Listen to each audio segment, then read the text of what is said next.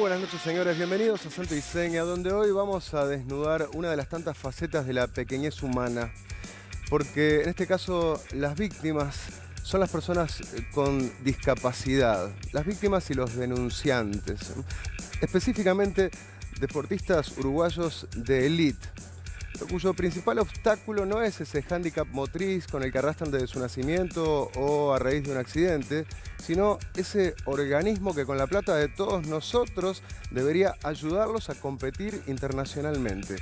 Me refiero al Comité Paralímpico Uruguayo, que en los últimos años ha sido 2 veces intervenido por el Ministerio de Educación y Cultura, la última de las cuales derivó en una denuncia penal donde se señala una contabilidad por lo menos oscura, apropiaciones indebidas y sus directivos terminan siendo los principales beneficiados a expensas de los deportistas, que debían ser quienes deberían estar en el primer lugar.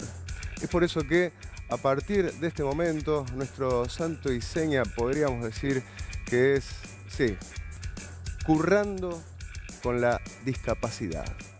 En un informe a cargo de Patricia Martín, van a ver, ¿no?, que es indignante por un lado, doloroso al mismo tiempo, y también es cierto, ¿no?, estimulante, ¿no?, porque estamos hablando de esas personas que han tenido que lidiar con una traba física, en algunos casos de su nacimiento, en otros de grandes, y lo han hecho destacándose en esos distintos deportes o disciplinas, pero sin embargo se encuentran con otra traba contra la que es mucho más difícil luchar. Y de eso vamos a hablar hoy. Yo les decía que se están llevando a cabo los Juegos Panamericanos en Lima. Hemos tenido varias medallas, ¿no?, en nuestros deportistas en las últimas horas. Y todo esto apunta a clasificar para lo que son los Juegos Olímpicos de Tokio, que se van a desarrollar el año que viene. Bueno, paralelamente con las personas con discapacidad también, una vez que terminen estos Juegos Panamericanos, en Lima se van a llevar adelante los Juegos para Discapacitados a partir del 23 de agosto para clasificar precisamente a los Juegos Paralímpicos del año que viene en Japón. Sí, igual hay que hacer distinciones, no todas las disciplinas olímpicas también tienen su contraparte paralímpica.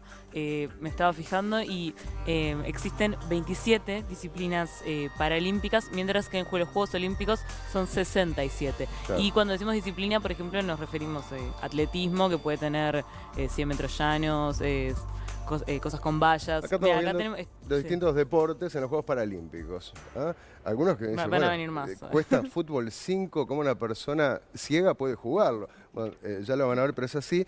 Y hay distintas categorías también, ¿no? Digamos que con categorías uno se refiere a que en atletismo, como decíamos, tenés los 100 metros llanos o con vallas, etcétera, ¿no? Pero hay otro tipo también de categorías, porque yo no sabía esto, pero para estos juegos cada atleta va con una junta médica que le asigna un puntaje del 1 al 10. Siendo 10, digamos, una persona sin discapacidad. Entonces, ¿qué quiere decir? Una persona que tenga una discapacidad motriz leve, por ejemplo, le falten 4 dedos de una mano, pero tenga todo el resto de su cuerpo en perfectas condiciones, no podría competir en igual condición en los Juegos Olímpicos, porque la mano se necesita para nadar y claro, por ejemplo, impulsar más agua, pero tampoco podría competir en las mismas condiciones contra una persona, por ejemplo, que no puede mover sus piernas. Entonces, esos 2 atletas sí pueden competir, cada uno con categorías de su puntaje. Entonces, bueno, en natación hay muchas categorías. Según cuánto le afecte la discapacidad, claro, en su desempeño. Digamos. Exacto. Ajá. Y también... ¿Y qué pasa con los deportes? Yo hablaba del fútbol, por ejemplo, deportes colectivos, así, donde puede haber personas con distintos grados de discapacidad, ¿no? Bueno, me explicaba Daniel Facal del comité algo muy interesante del básquetbol en silla de ruedas, que también se asignan puntajes, pero ya no es del 1 al 10, sino es del 1 al 4,5. También, porque es distinto si uno puede mover, hasta acá no puede mover, o puede, tiene abdominales. Entonces, con esos puntajes, el director técnico arma su equipo y no se puede pasar de 14 puntos. O sea, entre la suma de todos los que están en la cancha. Claro, o sea, no puedes poner a todos los que tengan 4,5, o sea, que tengan la mejor condición física posible. Y bueno, tenés que hacerlo matemáticamente para que te dé menos de 14. Está bien, y mantener, digamos, que cierto equilibrio y paridad entre las distintas selecciones. Y hagamos una distinción, que estos juegos son para discapacitados motrices, personas con discapacidades motrices. Personas con discapacidad intelectual tienen otros juegos que son las Olimpiadas Especiales, Ajá. que explicaban que son más recreativas que competitivas. Esto Bien. es profesional. ¿Y Uruguay tiene alguna medalla paralímpica en su haber? Sí, tiene una, la de Jorge Lerena, Jorge Lerena, claro, en me acuerdo. 1996. Ahí lo estamos viendo, sí, que no ganó la vidente, medalla, sí, que ganó la medalla de bronce por los 200 metros llanos. Sí, vos capaz no te Con acordás porque discapacidad visual. era muy Yo chica. tenía 2 años. Claro, por eso yo me acuerdo, Jorge Lerena, los más veteranos también. Bueno, muchas gracias. Y ahora vamos a ver que lamentablemente los atletas uruguayos han tenido que lidiar con obstáculos y muchas veces más difíciles que esas discapacidades físicas de las que estamos hablando. ¿Por qué? Porque hay algunos que deberían ayudarlos y según ellos mismos denuncian, terminan currando con la discapacidad, porque todo se sabe.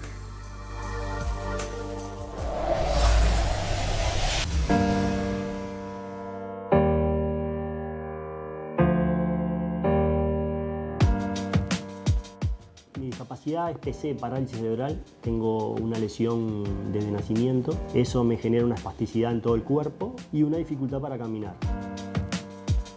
Quedé ciego cuando tenía 16 años a raíz de un disparo en la cabeza, o sea, intento de suicidio.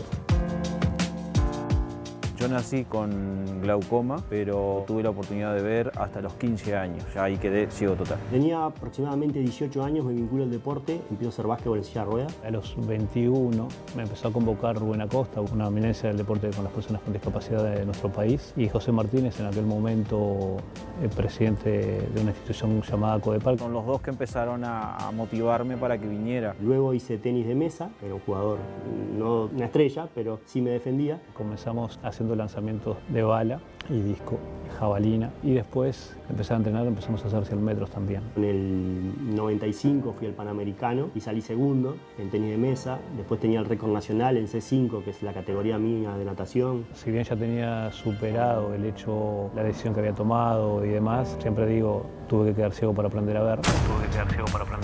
Obviamente el deporte es un aliciente, yo siempre digo, no es la panacea, pero el deporte ayuda para muchas cosas. Es que estaba justamente en ese momento depresivo de que había perdido la visión y bueno, no, acá se terminó todo. Pero los principales obstáculos que debieron sortear estos deportistas no fueron los de sus discapacidades. Al poco tiempo de empezar, el entrenador de William le planteó prepararse para el Mundial que se iba a realizar en Berlín en el año 1995. Y yo le decía que no podía, no bajaba el minuto, yo acá en 400 metros. Bueno, me entró a motivar y bueno, seguimos entrenando. Y bueno, y 58.5 y era la meta que teníamos. Cuando llego a Montevideo pongo los 58.5. Cuando estábamos ya festejando de que habíamos puesto la marca para ir a Berlín, se nos acercan y se nos dicen que se habían equivocado y que eran 57.5. 57.5. Digo, no, me están tomando el pelo, digo, no puede ser, digo. Y bueno, y quedó por eso y quedamos afuera y no sé qué, y bueno. Ya ahí ya no me entró a gustar la cosa. A mí me encanta que me ganen en la pista. Que me ganen porque son mejores, pero no los papeles. El comité debe brindar toda la información, cosa que no lo hacían. Y enviaban a los amigos. Yo ya estuve por dejar ahí directamente. Fue un momento de mucha bronca. Yo me acuerdo que hice la marca una vuelta para Argentina, para Mar del Plata, pero como siempre, por amiguismo a veces había más simpatía con un atleta que con otro, y aunque tú tuvieras la marca no te llevaban. Yo veía que subían al avión gente que o no entrenaban poco, nosotros entrenábamos todos los días.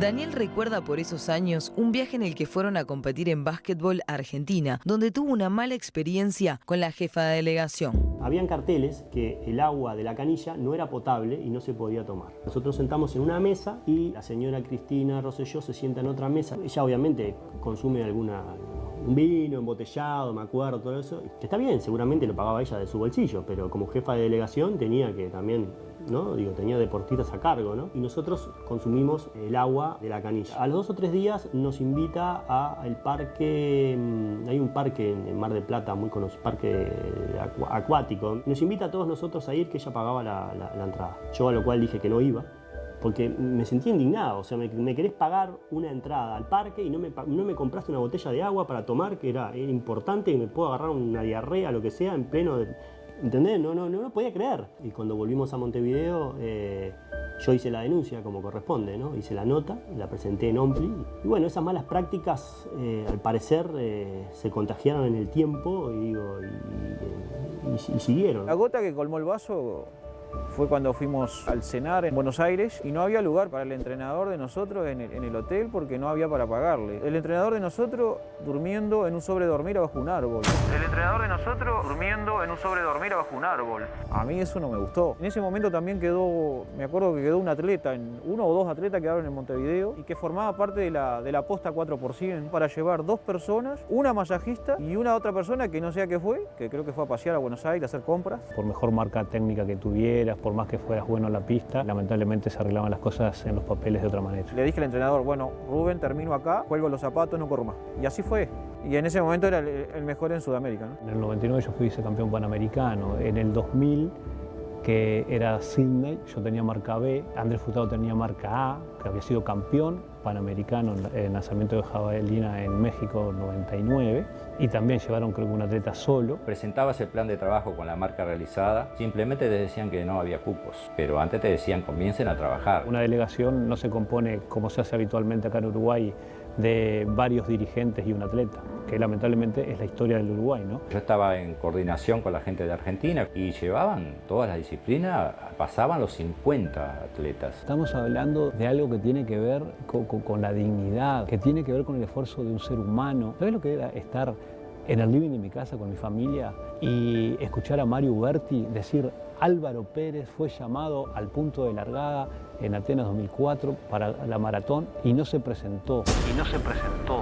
O sea, me llevaban a tomar del pelo, a decirme que estaba inscrito y que iba, y me avisaban una semana antes que ya está fuera de la delegación. Que por no caerle simpático lo dejaban afuera.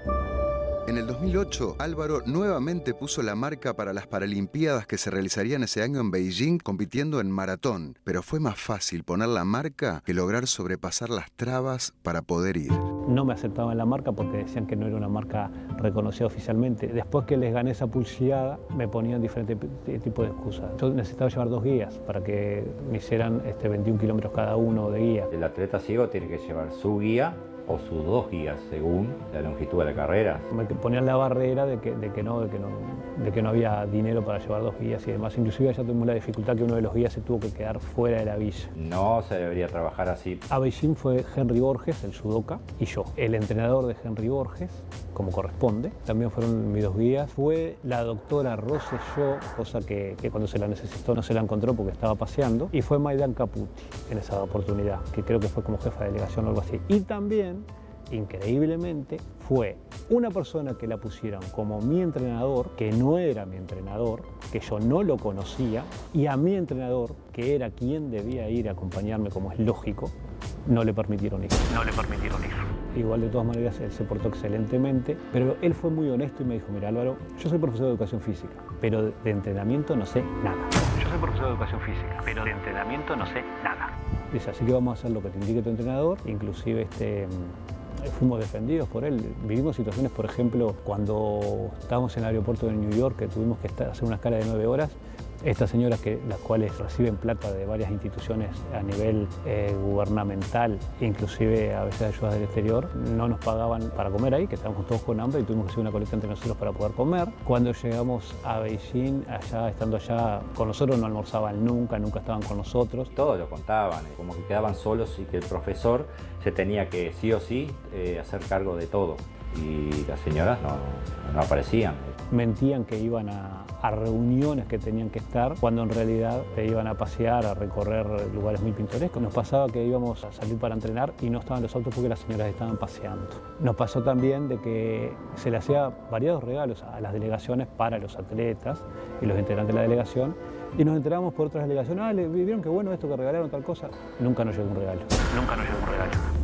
Lo que se denota, lamentablemente, con estas personas es que obviamente usan el Comité Paralímpico Uruguayo para pasear. Y en 2011, Álvaro volvió a experimentar otra situación similar, esta vez de cara al Panamericano de Guadalajara en México. Estaba en la inscripción, tengo las pruebas por mail que me mandaba la doctora Rosselló, pidiéndome la foto, que le mandara la foto, diciéndome que estaba inscrito y todo. llegó el momento de partir, no, quedaste afuera, porque tenés 2 kilos de más. Esas cosas, obviamente que duran mucho. Yo recuerdo nomás el antes, ¿no? Digo, cómo es la preparación, cómo es el apoyo del comité al deportista. Para mí faltaba. Siento como que hay un debe, ¿no? Digo, que el deportista podía haber tenido mucho más y no lo tuvo, creo yo, por malas administraciones. Luego de sufrir tantas injusticias y de advertir las irregularidades, en 2012 se presentó la primera denuncia contra el Comité Paralímpico Uruguayo. Encabecé denuncias a nivel del Ministerio de Cultura, junto con varias instituciones que ahora inclusive están en el Comité Paralímpico Uruguayo. Fuimos denunciantes de corrupción y comprobada, por algo se intervino y se destituyeron las personas. En ese momento estaba Cristina Rosselló, Maidan Caputi, estaba Polié de presidente. Fue destituida toda la comisión. El MEC contactó que había irregularidades en el estatuto. Entonces dice, bueno, voy a intervenir.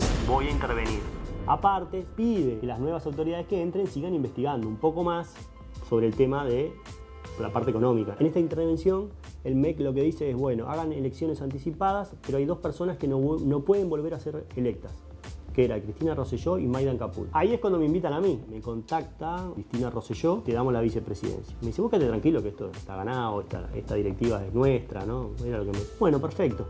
¿Cuántas listas habían? 2.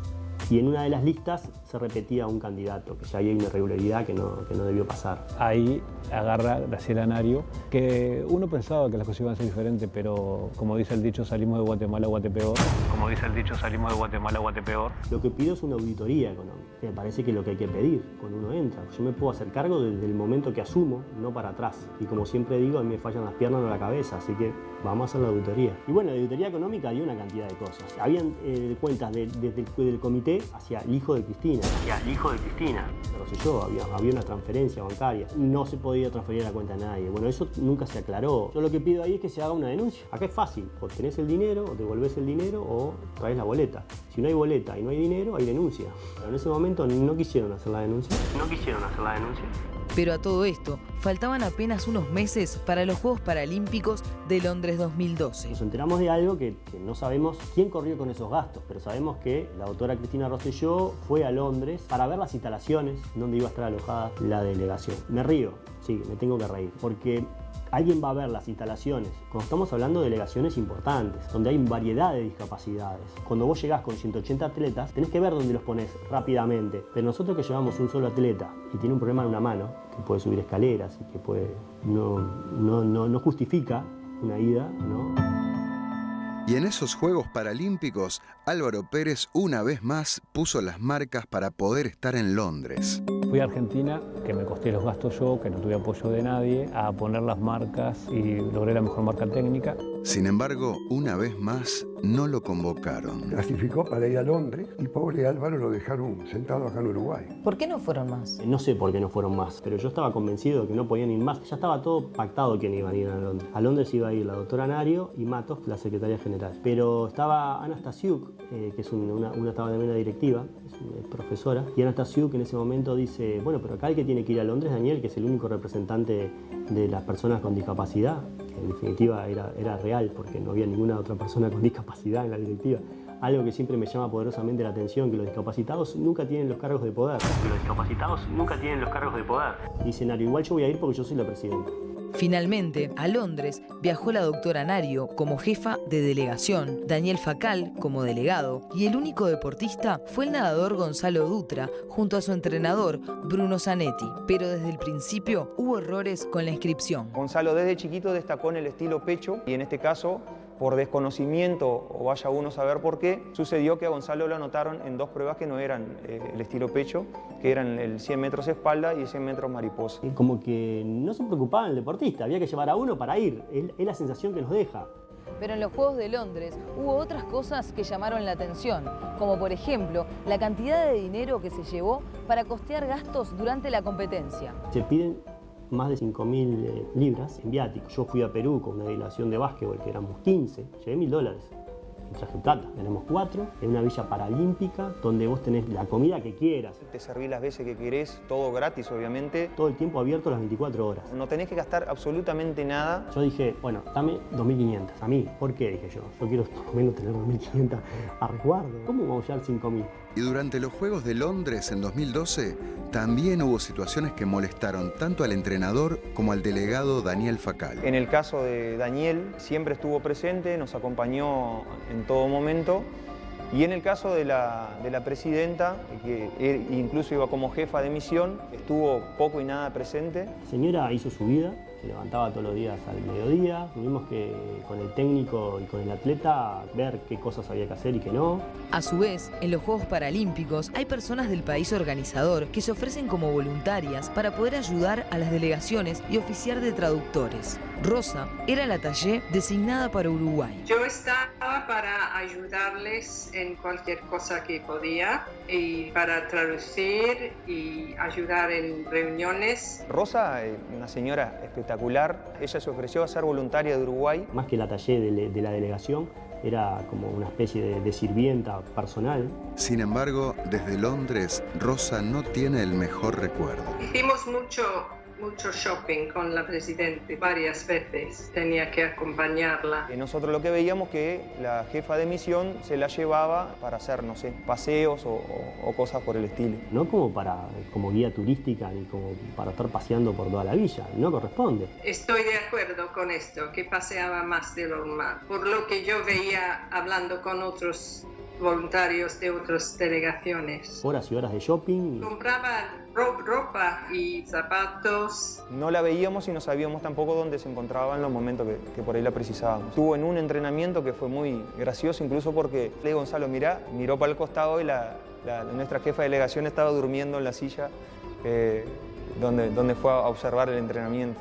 Y también al regreso a Uruguay sucedieron cosas que molestaron al entrenador de natación. Todas las delegaciones se le brindaba stickers con la banderita de Uruguay, decía Juegos Paralímpicos Uruguay, para identificar y que en el aeropuerto todas las valijas con esos identificaciones fueran para el mismo lado. Y además no pagar la valija extra. Cuando yo fui a buscar para mi valija ya no quedaban más, porque se habían gastado en otras valijas. Lo había ocupado toda la señora, que había llevado como 5 o 6 valijas. Volvió con bastante valijas al regreso del viaje. Y Zanetti pierde la valija con todos sus recuerdos. Tenía no solo pertenencias de valor, sino que tenía recuerdos que traía para la familia, para mi hija y demás. Obviamente el viaje de vuelta en ese avión era de caras muy feas, y cuando llegamos al aeropuerto fue cada uno por su lado y ni reventar, ¿no? Digo, fue una experiencia muy fea esa. Una vez en Uruguay, el entrenador elevó un informe detallado con todo lo vivido en los Juegos de Londres y se lo presentó a Daniel Facal, quien a su vez elaboró otro informe con el detalle de lo que se gastó. Fuimos una vez a comer, la única salida que tuvimos, y se compró una malla al deportista porque se había perdido la malla del deportista. Esa fue la plata que se gastó en delegación, de los 2.500 que yo tenía. Eso fue obviamente documentado con boletas. A la semana de volver a delegación tenés que entregar las boletas y el dinero. ¿Te enteraste cuánto devolvió la presidenta? No, nunca me dijeron. Es más, yo no quería renunciar hasta que devolviera la plata, pero veí que, ¿entendés? Digo, se estiraba demasiado. Por estatuto es una semana. Pero ya habían pasado mucho más de una semana y no se había devuelto la plata. Finalmente, ante el cúmulo de irregularidades, Daniel Facal decidió renunciar a la vicepresidencia del Comité Paralímpico Uruguayo, pero siguió consultando a la tesorera por el dinero que la presidenta debía devolver, aunque no obtuvo ninguna respuesta. El Comité Paralímpico era como una agencia de viaje. A ver qué discapacitado está disponible. Aquel, bueno, vamos a llevarlo allá. Y en realidad no es así. En ese momento cuando yo vine dije, bueno, yo esto tengo que denunciarlo. Estaba tan enojado que yo dije, no, yo renuncio. Y presenté mi renuncia y me fui directo al ministerio. Lo que pido es que haga una segunda inspección.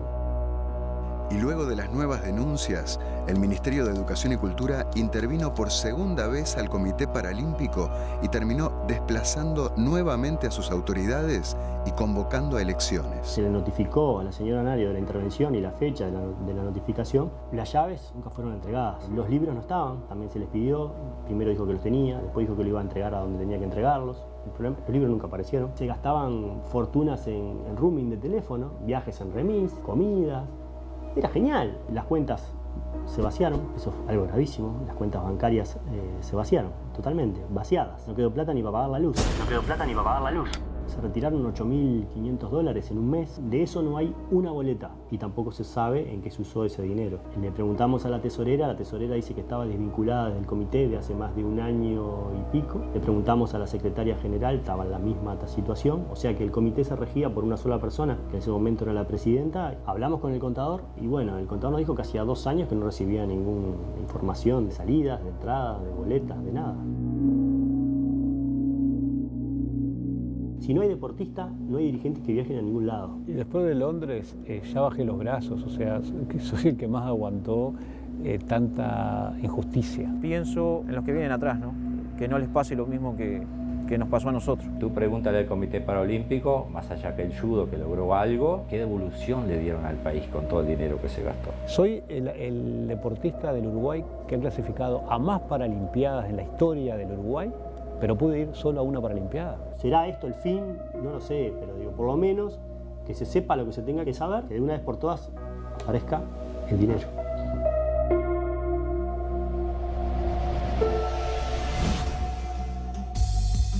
Denuncias muy graves contra el Comité Paralímpico Uruguayo, faltante de dinero, las cuentas vaciadas, como dicen algunos de sus propios directivos, y bueno, y después ese obrar negligente, de qué otra forma llamarle, que un director técnico tiene que terminar durmiendo abajo de un árbol, es lo que te decía uno, ¿no?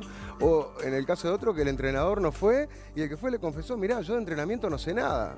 Y terminaban viajando directivos que se daban la gran vida, utilizando los autos, las cosas que eran para beneficiar a los deportistas. La propia señora que entrevistaste por Skype desde Londres diciendo, sí, viajaba mucho, compraba mucha compra la presidenta, ¿no? La presidenta del comité.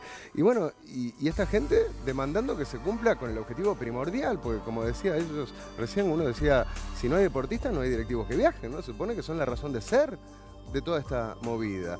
Bueno, 2 intervenciones por parte del Ministerio de Educación y Cultura. Justamente, y en 2011 Álvaro Pérez elevó una carta a el entonces ministro de Deporte, que era Héctor Lescano, y fue al Parlamento junto con otros deportistas también a contar esta situación, y a su vez hablamos con uno de sus guías que lo acompañó en Beijing, que bueno, reafirmaba todo lo que él contaba y nos decía, en ese momento se les regaló a los 2 atletas ciegos que había un celular que tenía un software especial que es el que hablas y escribe. Ajá. Entonces, bueno, dice que delante de toda la delegación, estas personas, Cristina Rosselló y Maidan Caputi, dijeron que ellas se iban a quedar con esos teléfonos y finalmente se los quedaron. Y él estaba también de testigo ahí. Que no tenían ninguna discapacidad, claro. Más bien eran vivas de más, se quedaban con los celulares. Bueno, hubo otras instancias también. Por ejemplo, en el 2012, estamos haciendo todo el raconto histórico, van a ver que llega hasta el presente, Daniel Facal, ustedes lo veían, ¿no? Uno de estos directivos, se reunió con la ministra de Turismo y Deporte, ahí lo están viendo, Lilian Quechichian, y con el director nacional de Deporte, Ernesto Urureta, por todas estas irregularidades que Facal estaba viendo, ¿no? Sí, justamente lo que él nos contaba es que en esa reunión lo que hizo fue decirle, bueno, está pasando esto a la presidenta Nario, quien la trae, quien la presenta para formar una lista, es la doctora Rosselló, que justamente Rosselló en la primera intervención había quedado como que no se podía reelegir, entonces ella presenta a otra persona y le dice en ese momento, en esa reunión, a las autoridades, bueno, yo sé que a la doctora Rosselló la desvincularon de Casa Gardel por irregularidades. Pero en la Casa de Gardel trabaja en rehabilitación de discapacitados. También, sí. Y en ese momento Urureta le dice, sí, yo estoy al tanto porque fui yo quien la sacó de ese cargo. A Cristina Rosselló. A Rosselló. O sea que los antecedentes de Rosselló ya aparentemente eran bastante oscuros cuando había estado frente a la Casa de Gardel. Sí. Y luego, cuando estuvo en el Comité Paralímpico Uruguayo, fue denunciada por estas irregularidades, las que veíamos también.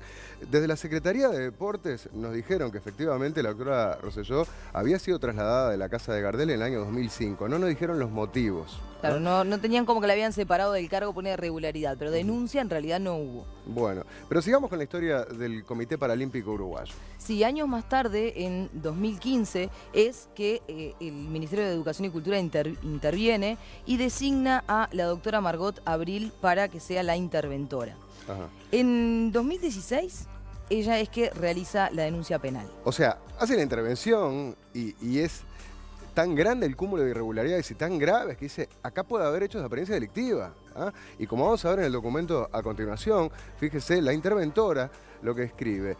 El banco que me entregó los estados de cuenta que se acompañan, de donde surge que al momento de acceder a conocer los saldos de cuentas al 30 de diciembre de 2015, el saldo existente en pesos ascendía a la suma de, esto no son 3 millones, ¿no? No, es 3,4. 3 pesos con 40 centésimos.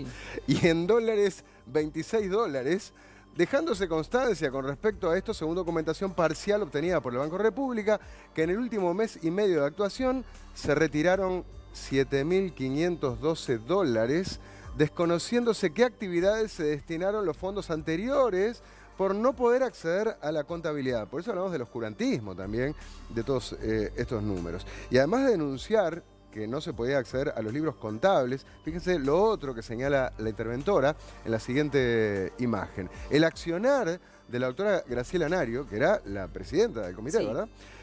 Su omisión en el cumplimiento de la ley, entregándome la información, me traba el ejercicio de la función de interventora para la que fui designada por el Poder Ejecutivo. Justamente hablamos con la doctora Nario, ella lo que nos dijo fue que ella tiene las copias de las boletas de estos retiros que se hicieron por cajero automático del BROW, que lo tenía para presentar en el juzgado, pero que el juzgado aún no se lo había pedido. ¿Y la interventora no precisaba eso? Bueno, ella dice que recursó la intervención, entonces no tenía por qué darle esas cosas. Aparte dice que los originales estaban en la sede. Según Margot Abril, que hablamos con ella, que es la interventora, cuando entró a la sede, esas constancias originales no estaban allí en la sede. Bueno, con respecto al faltante de dinero, lo que nos dijo Nario fue que la plata que se retiró de la cuenta en dólares había sido dinero que entró de privados, no del Estado, y que se utilizó para pagar deudas que existían por el viaje a Toronto en los Panamericanos de 2015. Y con respecto a la contabilidad del Comité Paralímpico Uruguayo, nos contactamos con quien era el contador en ese momento, que él fue el que nos dijo, bueno, en realidad nosotros nunca pudimos hacer el balance de 2015 porque no teníamos los documentos, o sea, no estaban los documentos. Y ya me dijo que el año anterior había sido difícil hacer la contabilidad porque se entregaban los comprobantes un año después. Pero hasta el día de hoy el balance de 2015 no fue realizado. Bueno, en su defensa, la doctora Nario dice que en realidad siempre son los mismos los que denuncian, los mismos deportistas, que Daniel Facal se hizo pasar como médico en una oportunidad, ¿no?, para los Juegos de Londres. Sí, y con respecto a eso, Daniel Facal le consultamos y él lo que nos dijo fue que en realidad la que hizo las inscripciones fue ella, entonces en todo caso la persona que lo puso como médico fue ella, pero igualmente nos dijo que en un comunicado que podemos ver a continuación, justamente la doctora Graciela Nario y quien estaba en ese momento como escribana, Cristina Mato, dicen que el designado jefe de delegación, el señor Alberto Daniel Facal, lo ponen como jefe de delegación, que no estaba como médico en realidad. ¿Sí? Porque en esta carta ponen en calidad de qué va cada uno. Bueno, la carta está firmada por Nario. Contradice lo que ella misma te dijo a vos. Que dijo que iba como médico. Bueno, yo sin embargo, ya vemos que por lo menos en este documento figura como jefe de delegación. Y con respecto a Álvaro Pérez, el otro deportista, ¿no?, que veíamos, Graciela Nario dijo que este atleta tuvo malos comportamientos en Beijing y que por eso no se lo llevó a otras competencias. Claro, primero hay que decir que si el mal comportamiento fue en Beijing, que fue en 2008, ¿por qué no se lo llevó a Atenas 2004 y todas las anteriores, ¿no? Pero a su vez, si existió este mal comportamiento, él debería haber tenido una sanción o por lo menos no dejarlo competir. Él siguió compitiendo y buscando las marcas para poder clasificar y seguía representando a Uruguay. Si existió ese mal comportamiento, no pudimos acceder justamente a una sanción al deportista. No la hubo, de hecho. No está registrado que él haya tenido una sanción. Bueno, pero lamentablemente hay muchas más denuncias y curros en torno a este Comité Paralímpico Uruguayo. Vamos a ver un avance de lo que se viene después de la tanda en este Santo y Seña, currando con la discapacidad, porque todo se sabe.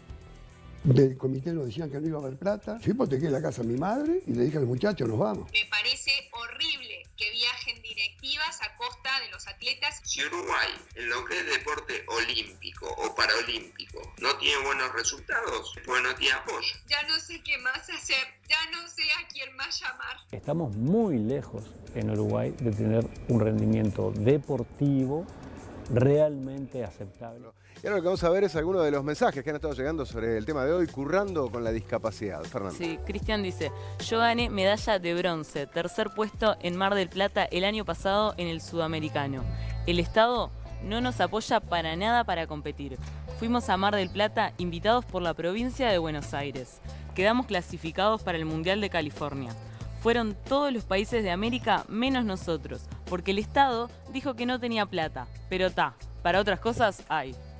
Bueno, y justamente hablando de plata, ¿de dónde sale la plata para financiar, o la plata que no aparece para financiar a estos deportistas con discapacidad? El Comité Paralímpico Uruguayo debe recibir dinero, sí, del Estado a través de la Secretaría Nacional de Deporte, que a su vez, por supuesto, tiene que controlar qué se hace con esas partidas. Son dineros de todos los uruguayos. Vamos a ver con el bicho precisamente cuánta plata ha recibido del Estado, el Comité, y de qué forma se ejerce ese control. Bueno, estas asistencias venían desde antes, desde que existía la Dirección Nacional de Deporte dentro del Ministerio de Turismo y Deporte, después se separó con el actual gobierno de Tabaré Vázquez, se creó la Secretaría Nacional de Deporte. Tenemos una planilla a partir de un pedido de informes que hizo el diputado nacionalista Martín Lema. Aquí estamos viendo los montos de cada año. Sí, cuando se intervino él pidió las asistencias presupuestales de los últimos años. Bueno, en el 2012 370.000, 415.000 en el 13, en el 14 465.000 y en el 15 también. Hay que decir que en el año 2016, que fue cuando Deporte se desvinculó del Ministerio de Turismo y pasó a ser una Secretaría Nacional dependiendo de Presidencia, las transferencias aumentaron allí, ¿no? Sí, aumentaron un poco, podemos ver una información que nos pasó hoy la Secretaría, su presidente, el Secretario Nacional de Deporte, Fernando Cánceres. En el año 2016 le asistió con 600.000 pesos de subsidio, de subvención, 180.000 pesos para la preparación del judoka, Henry Borges, y 1 millón de pesos para actividades del año 2016, que incluían la presentación en Río de Janeiro en los Juegos Aquícolas. Bueno, y como ves, se salta del 2016 al 2019. En el 2017 y 2018 no hay nada, porque, bueno, no hubo transferencias. Y ahora hay una en trámite, ¿verdad? Claro, el 17 y el 18 fueron los periodos que no se dio dinero, no se asistió con dinero porque estaba la intervención, y en el 19 se le adjudicó 615.000 pesos al comité como subvención, que está en trámite para ser abonado, digamos. ¿Y cuál es la modalidad de control de estos dineros? Bueno, cada federación y el Comité Paralímpico a estos efectos actúa como una federación, tiene que presentar un presupuesto, un plan de actividades, con un plan presupuestal para desarrollo, entrenamiento y competencia. La Secretaría estudia si es razonable, les da el dinero y a fin de año esa federación tiene que rendir cuentas y decir en qué lo gastó y cómo lo gastó. De esa forma, si no presenta esa rendición de cuentas, no cobra la partida del año siguiente, así que la tiene que presentar en forma muy prolija. La Secretaría Nacional de Deporte tiene un departamento que analiza esas rendiciones de gastos a ver si se ejecutaron en lo que se había dicho que se iba a gastar, porque vos cuando presentas el plan decís, necesito para tal cosa. Bueno, eso es lo que verifica la Secretaría. Bueno, ya veíamos que el mal manejo, el oscuro manejo de esos dineros públicos fue lo que generó 2 intervenciones por parte del Ministerio de Educación y Cultura. Vamos a seguir cronológicamente y lamentablemente compartiremos nuevas denuncias sobre irregularidades. También las quejas y el sufrimiento, hasta las lágrimas de los propios deportistas con discapacidad por este curro en base precisamente a su discapacidad. Ese es nuestro santo y seña de hoy, porque todo se sabe.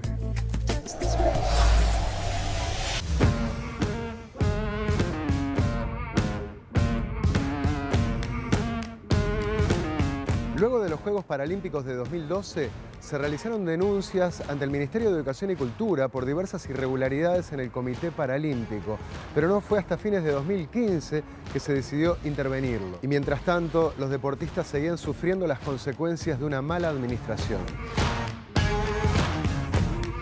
La Mutual de Deportistas Ciegos se fundó en 1992 con la finalidad de impulsar el deporte entre las personas no videntes.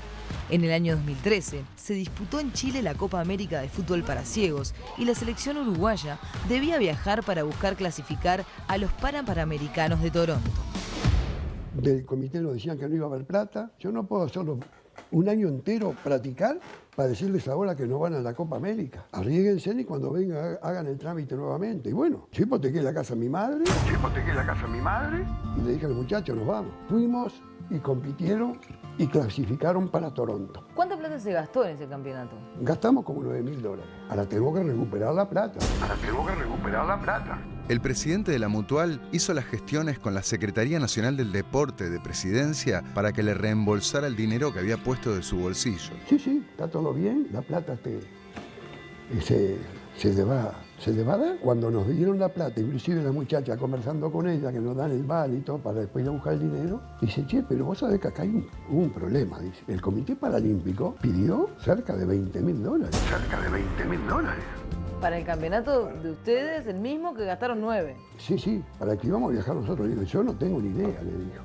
Yo quiero recuperar lo mío. Por suerte los chiquitines viajaron, disfrutaron, participaron y clasificaron a Toronto. 2 años más tarde, en 2015, se disputó el campeonato Panamericano en Toronto, pero nuevamente, si bien habían clasificado, poder participar no sería tarea fácil. En ese momento, la presidenta del Comité Paralímpico Uruguayo era la doctora Graciela Nario. Yo fui uno que tuve muchos problemas con ella, porque ella me decía, los deportistas son míos. Y yo, no, doctora, los deportistas los formó la Mutual y son de la Mutual, pero no vamos a discutir, porque yo siempre pedí para que viajen ellos, y yo no voy a viajar, porque yo no estoy acá para viajar como lo hace mucha gente. Y le dije, lo único que le pido, lléveme una persona idónea. ¿Y quién es? Lléveme a Ricardo Daluz, que fue técnico, él sabe el manejo, nunca lo llamó por teléfono, no lo llevó a ningún lado. Algo similar les pasó con el judoka ciego Henry Borges, que debía ir a un sudamericano para poder clasificar a Toronto, y nuevamente había que pedirle a la presidenta Nario que colaborara.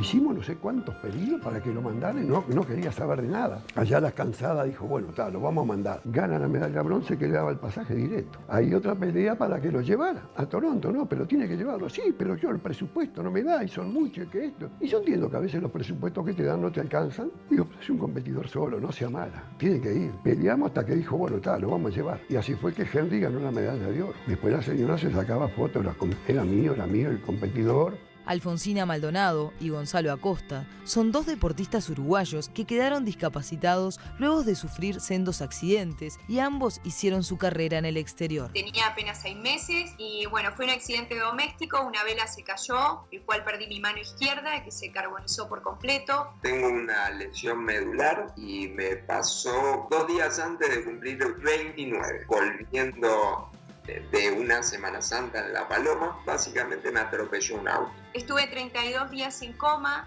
viví 1 año y medio en una incubadora. Y me desperté 2 meses después, estuve más de 1 año internado, un montón de operaciones. De ahí empecé rehabilitación. Uno se crea sueños para olvidar el dolor tan inmenso en el que vive. Y si no vivo de ellos, no sé cómo sobreviviría porque convivo con dolor crónico 24 horas.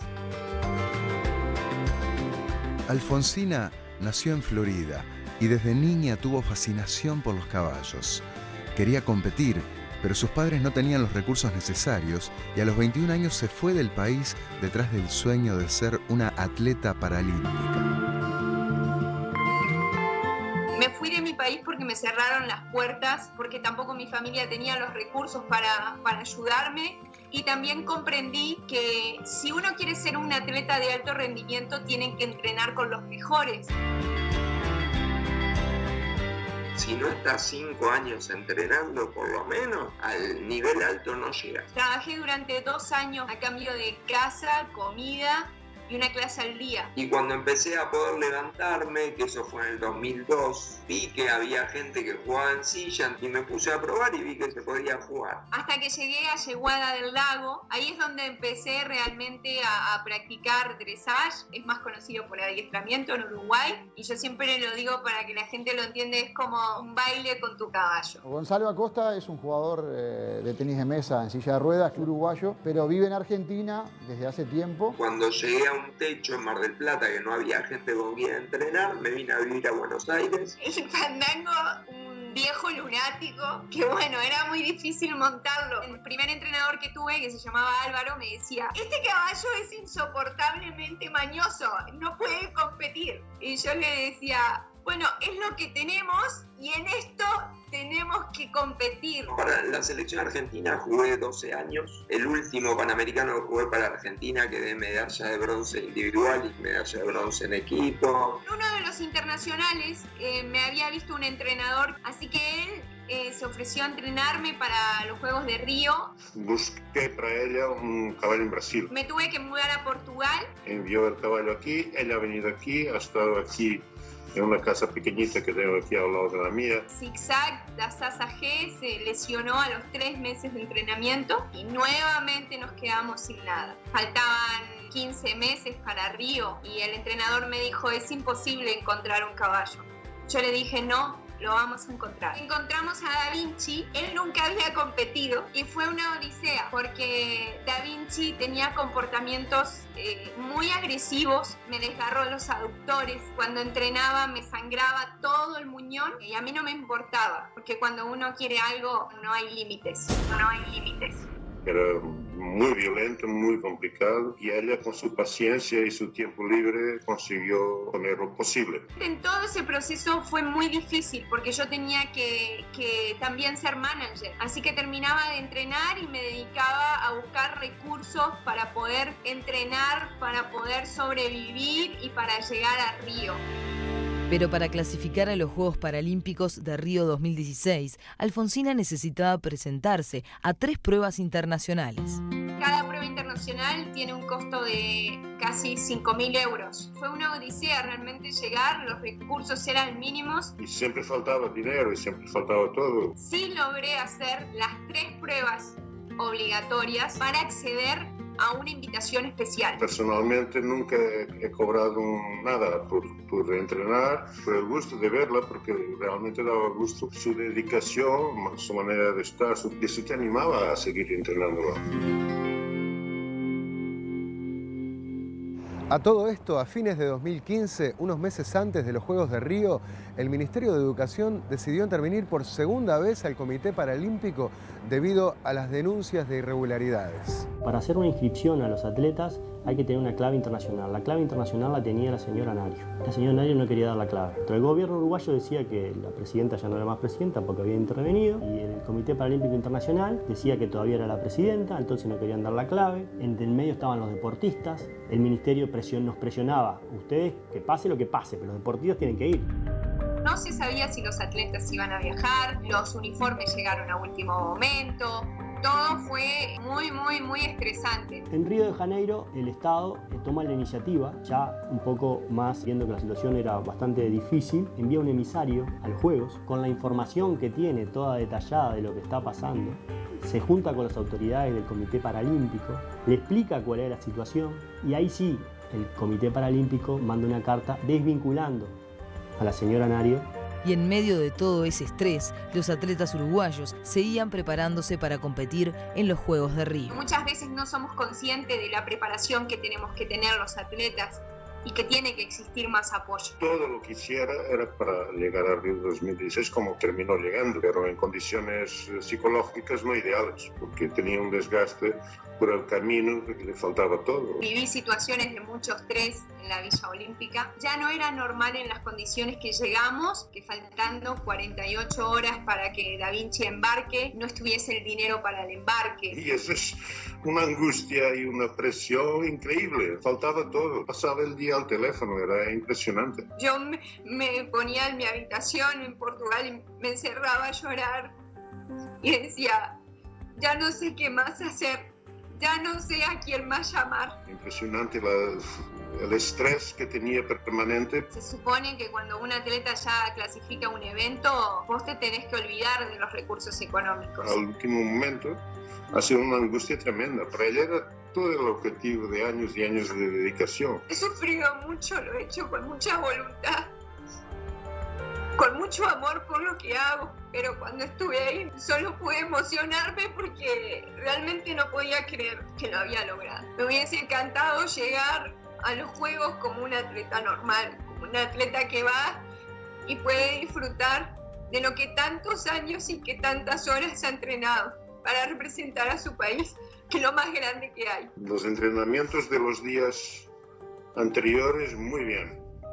El entrenamiento final, ahí todo cambió y entró, creo que llorando en el estadio y cumplió la prueba y ha hecho un recorrido no muchísimo menos al nivel que el caballo podía ejecutar. La verdad, me hubiese gustado hacer más, pero no pude. Cuando termina la prueba, está como una hora a llorar y una situación absolutamente que no había visto en la vida. Y muchas veces sentí que me podrían haber ayudado un poco más, porque considero que soy una atleta que sacrifica todo por estar ahí. ¿Crees que si ella hubiese llegado de otra manera, hubiese tenido un mejor rendimiento? Ah, claro que sí, claro que sí. Los atletas tienen que llegar a una olimpiada absolutamente limpios de preocupaciones. En ese mismo 2016, cuando el comité estaba intervenido, y hasta 2017, la selección de fútbol para ciegos entrenó muy duro para volver a participar de la Copa América que se realizaría ese año en Chile. Pero las trabas volverían a aparecer. Nos adelantamos y presentamos todas las invitaciones, el pedido, las cartas, todo lo que nos pedían. Todo. Faltando 15 días, la Secretaría de Deportes nos dijo que no había dinero, que no nos podían dar el dinero para viajar. ¿Con qué cara iba yo a los chiquilines a decirle eso? Tuve que hacerlo. Los muchachos se querían morir. Están matando el fútbol ciego. ¿Qué pasó con la selección después de eso? No jugó más. Por su parte, Gonzalo Acosta vivía y competía para Argentina y allí conoció a Gabriel Coppola, otro atleta de tenis de mesa adaptado, con quien jugó en la selección albiceleste durante 12 años. Él fue atleta de Argentina porque en Uruguay no estaba desarrollado el tenis de mesa. Él se siente uruguayo 100%, lo que pasa es que no tenía la oportunidad de tener una federación o algo, un contexto que él pueda jugar para Uruguay. Siempre soñábamos con eso, de contar con él en lo que es el tema Uruguay, pero también entendíamos eso, de que él estaba en un medio donde tenía todas las posibilidades y apoyo para entrenar, mismo una beca, y acá no. Yo siempre me sentí un mercenario jugando para Argentina. Todos los demás andaban con la bandera, todo a mí no me causaba nada. Entonces en 2014 dejé de jugar para la selección argentina y volví a jugar para Uruguay a fines del 2017 en el Panamericano de Costa Rica. Después que empezó a jugar por Uruguay ya vinieron algunos resultados. Que ahí salí medalla de bronce individual para Uruguay. Y bueno, ahí sí estaba con la bandera. Como competidor, la verdad que se haya pasado para ustedes es una gran pérdida para nosotros. Luego de los Juegos Paralímpicos de Río 2016, Alfonsina siguió buscando la forma de competir regularmente y logró que una fundación la patrocinara en Italia. Y ahí es donde empecé a competir casi cada 15 días. Y ahí mis resultados cambiaron totalmente. En 7 internacionales hice los 7 podium para Uruguay.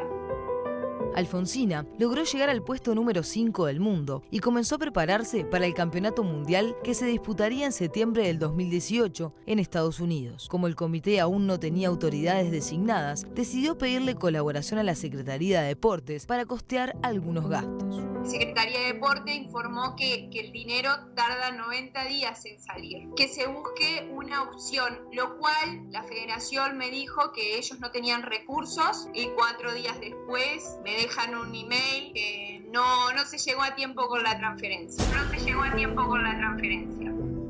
Y al no presentarse al Campeonato Mundial del año pasado, Alfonsina perdió todo. El patrocinio, el caballo y hasta su indumentaria para montar. No tengo nada, han sido meses muy duros donde me ha costado la salud. No me gusta salir a dar pena. A mí me gusta poder transmitir un mensaje de motivación y de esperanza y dejar este tipo de cosas que las resuelvan quien las tienen que resolver. Es doloroso porque uno realmente se rompe el alma por estar ahí. Para cada lugar que se va a realizar una competencia viajan a veces al menos 2 veces, a veces más. ¿Y cómo puede ser que hay dinero para tanto viaje que han hecho dirigentes y no hay plata de repente para los atletas, para ir a poner una marca, para ayudarlos en lo que implica cualquier colaboración para un mejor rendimiento? En realidad, Delegaciones Uruguayas de Tenis de Mesa Adaptado Nunca había, a no ser que sea un Panamericano.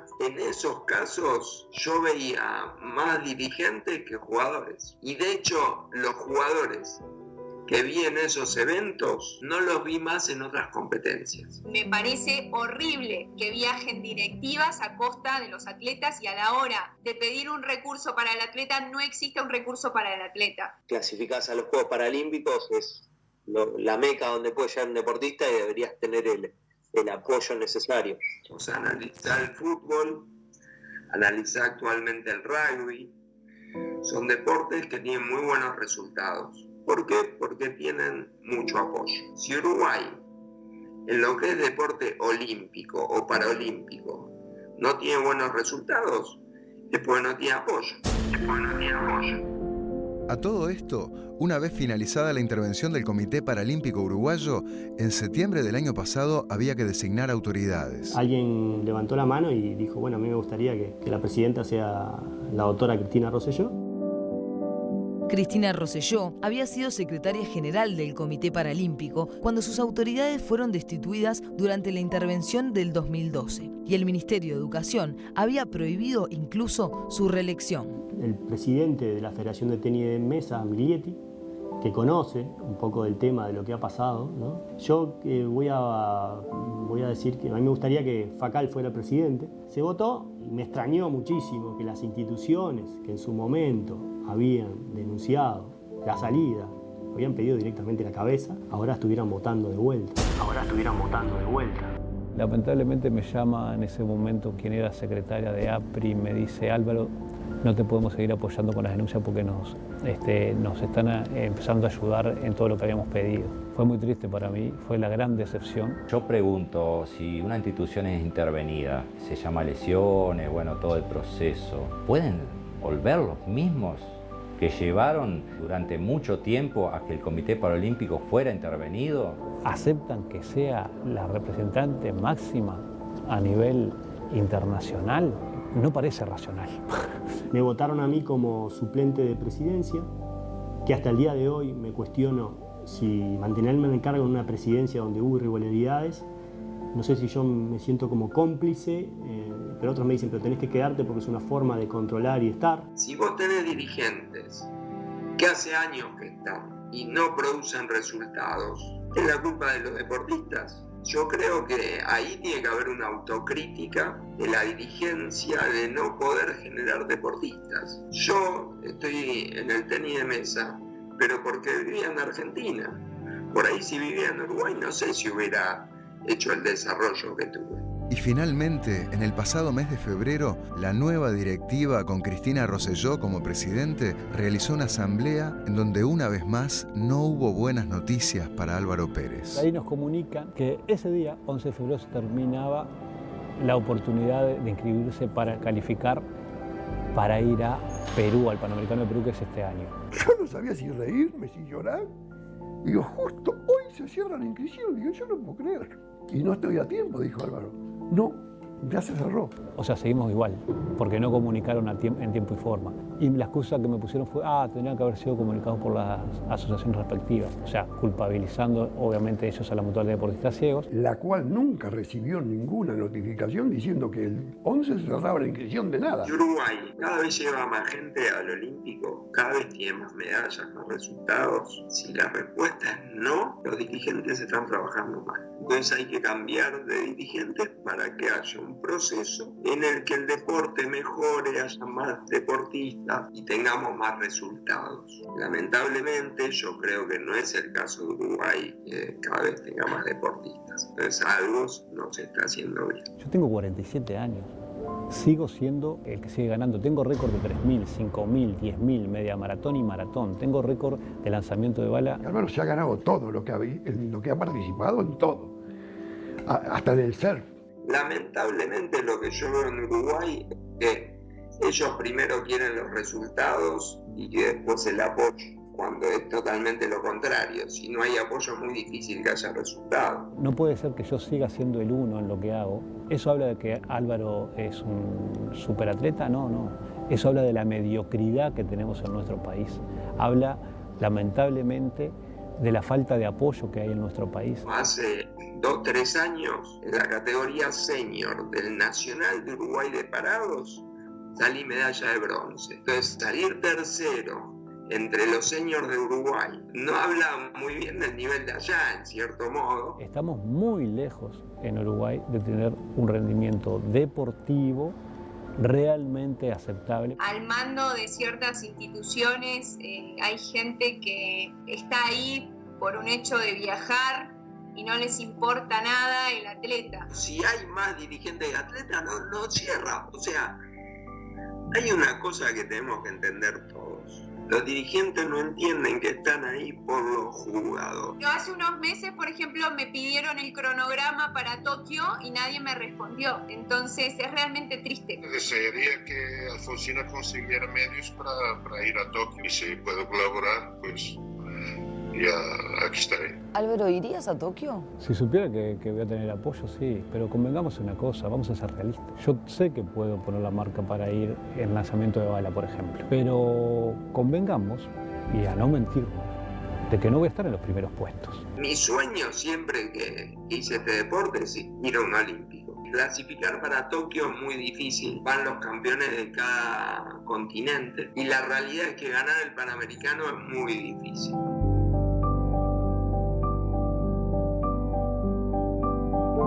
Me encantaría que no sucedan más estas cosas. Hoy lo estoy haciendo por las personas que vendrán. Muchas veces se lucra con las personas con discapacidad. Si no denunciamos estos hechos, nunca se va a terminar. Es muy triste todo lo que se vive. Está bueno que nos valoren más.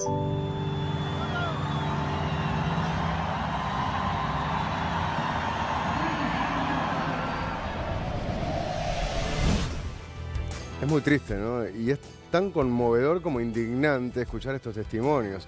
Alfonsina, ustedes la escuchaban, ¿no? Desde, bueno, cómo sufrió con esa quemadura y cómo entrenando con el caballo hasta que el muñón le sangraba, pero para lograr su objetivo, dejando todo, lo mismo que Gonzalo en el tenis de mesa, ¿no? Por todas las operaciones por las que tuvo que pasar, una traqueotomía que se nota que tiene también, destacándose a nivel internacional y recibir la espalda del Comité Paralímpico Uruguayo, donde vos ves que tenemos directivos que se dan la gran vida y no tienen la menor empatía con el sufrimiento, el sacrificio de estas personas que se supone que son el objetivo del trabajo que están realizando y no a la inversa, ¿no?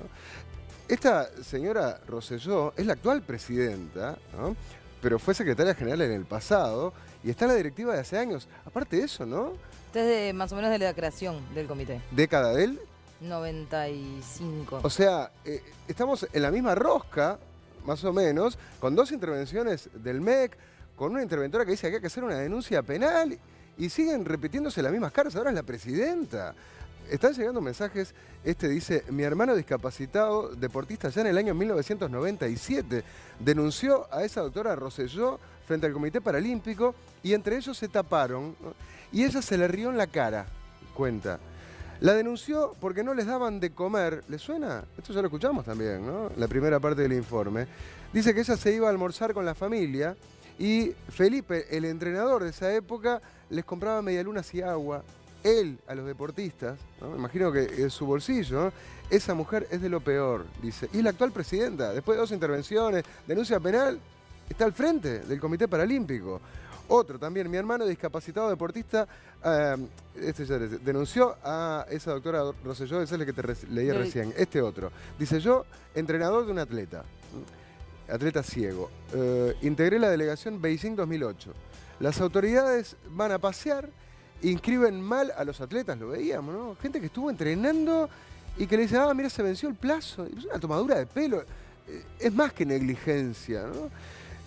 Bueno, y acá cuenta, dice, se quisieron quedar los celulares, como se dijo en el programa, esos celulares especiales para discapacitados, se lo quisieron quedar. ¿Quiénes eran las que se lo quisieron quedar? Esta señora Rosselló y después Maidan Caputi. Incluso esta persona que Mirá escribió... lo que dice, tuvo que intervenir el embajador, que era Almagro, lo veíamos en unas imágenes, para que se los entregaran los celulares. Hasta la chiquita quedarse con los celulares. Almagro, que recibió en su casa a uno de los guías que nosotros hablamos, porque en la inscripción no habían inscrito a uno de los guías de Álvaro y no se podía quedar en la Villa Olímpica porque no tenía lugar. Le abrió la puerta de su casa hasta que lo pudieran ubicar porque no podía estar entrenando. Pero vamos a decir algo, este informe lo estamos haciendo porque estos deportistas se acercaron a nosotros y dijeron, porque todo se sabe, queremos que se sepa esto. Porque hace años que viene ocurriendo. Y la verdad, estoy seguro, la mayoría de ustedes no tenía idea de que venía pasando. Y bueno, es el mejor homenaje que le podemos hacer a todo el sacrificio de esos deportistas uruguayos que se están destacando en el país y a nivel del continente y en el mundo. Pero reciben como recompensa este portazo en la cara por parte de directivos que no piensan en ellos, sino que piensan en sí mismos. Bueno, justamente luego de esta última intervención se cambiaron los estatutos. No van a poder participar más instituciones, sino que van a ser federaciones las que estén en el comité, cosa que es lógico porque a nivel internacional no son instituciones los que lo forman, sino federaciones. Pero, por ejemplo, OMPLI, APRI y la Mutual, que son instituciones con personas con discapacidad, van a tener que pasarse a ser federación o no participar del Comité Paralímpico. Tenemos que decir una cosa, acá estamos hablando de las autoridades, procuramos la palabra, obvio, ¿no? Quisimos hacer entrevistas y preguntarle a cada uno de los aludidos a ver qué tenía para decirnos al respecto. Bueno, con la doctora Nario hablaste y de hecho consignabas vos lo que te dijo. ¿Con el resto qué pasó? Luego hablamos con el secretario general, que es Sebastián Fernández. Él en ese momento aceptó hacer la entrevista, pero pasaron los días y declinó hacerla. Primero lo que nos dijo fue, bueno, yo soy una directiva nueva, estas son cosas que pasaron en el pasado. Él estaba al tanto igual de la intervención, pero bueno, prefirió no dar nota para no vincularse con cosas que habían pasado antes, que él está para mirar para adelante y ayudar en la nueva directiva. ¿Y la doctora Rosselló, que es la actual presidente? Entonces lo que hicimos fue justamente pedirle a la doctora Rosselló, y había hablado con Sebastián Fernández, le dije lo mismo que le expliqué a él, ¿sí? Supongo que usted está al tanto, pero me dijo que por el momento no iba a dar declaraciones. Todo dicho, ¿no? El que calla otorga, dice un refrán. Ahora, más allá de las distintas versiones que Nario te decía, bueno, que acá la cosa no es así, que los comprobantes los tengo, que la plata se usó para esto otro, una denuncia penal presentada ante la justicia en el año 2016. ¿Y saben qué? Finalmente, hace menos de 2 meses, en junio de este año, la Fiscalía resolvió archivar esa denuncia. Bueno, hablamos con la fiscal del caso, que es Gabriela Fossati, y lo que nos dijo fue que no había elementos de convicción suficientes de responsabilidad penal. ¿Sí? Esto es importante, ¿no? Ojo, eso no quiere decir que está todo bien, ¿tá? Lo que dice la fiscal es que no tiene elementos de convicción de que acá haya un delito, ¿no? Pero puede haber muchas irregularidades, y de hecho sí lo va a consignar y se van a ver el dictamen, sin llegar a tener la gravedad de un delito en principio, ¿no? Y dice que ya hubo una intervención administrativa, o sea, cuando ella le recibe...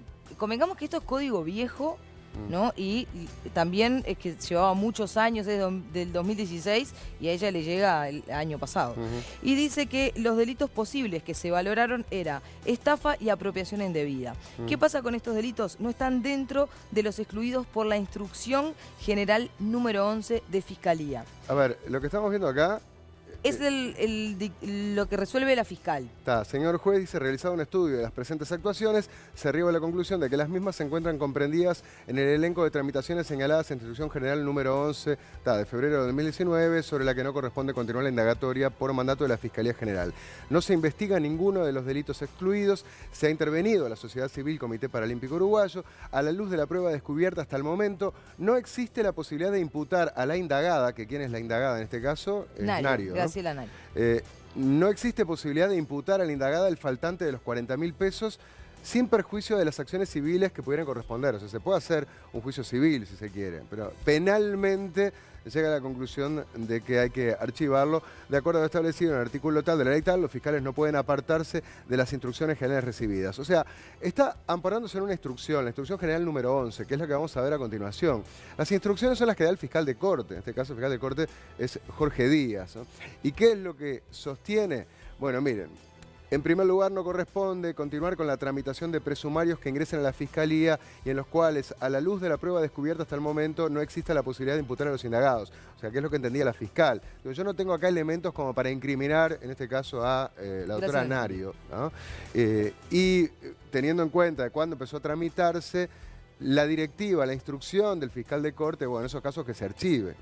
En segundo término, no corresponde continuar con la tramitación de los expedientes que ingresen a la Fiscalía y que se encuentren en etapa presumarial con más de un año de duración, que era el caso, y en los que por carecer de antecedentes judiciales, claro, Nario no tenía antecedentes judiciales, no había sido procesada, entonces el indagado, o por el tipo de delito que se instruye, apropiación indebida, etcétera, eventualmente recaerá procesamiento sin prisión. O sea, lo que está diciendo es, sí, sería un delito no muy grave, por lo tanto la instrucción es, si se cumplen con todas estas condiciones, bueno, entonces que se archive, ¿no? Con excepción de los casos en los cuales existe interés público en la persecución por parte de la Fiscalía, ¿no? Claro, ahí lo que me decía Fossati, que el interés público no es el interés público que nosotros consignamos, es el interés público de la Fiscalía por algo en especial, que la Fiscalía decida que ese caso se siga. Yo le preguntaría a la fiscal Fossati si ella...